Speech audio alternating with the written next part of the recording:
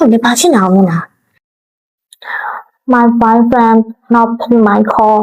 အော်နင့်ကောင်ကြီးကနင့်ဖုန်းမကိုင်ဘူးပြောချင်တာမလားအဲ့လိုမပြောရဘူး My boyfriend doesn't pick my calls အဲ့လိုပြောရတယ်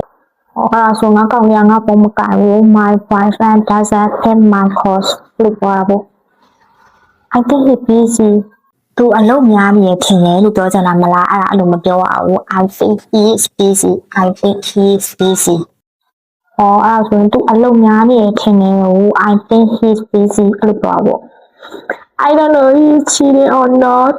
သူကထောက်ပြန်နေရလားမသိဘူးလို့ပြောချင်တာမလားအဲ့လိုမပြောရဘူး I don't know if he is cheating or not အဲ့လိုပြောရတယ်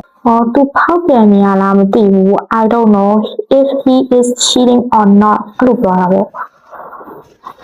and not possible he's playing game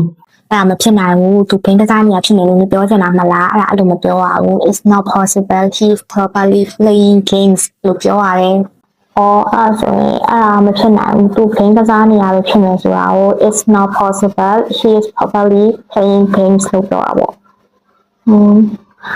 ဒီတော့စိတ်လေးရှုပ်လာပြီသူဖိန်းကစားနေရလို့ဖြစ်မှာပါသွားတော့မယ်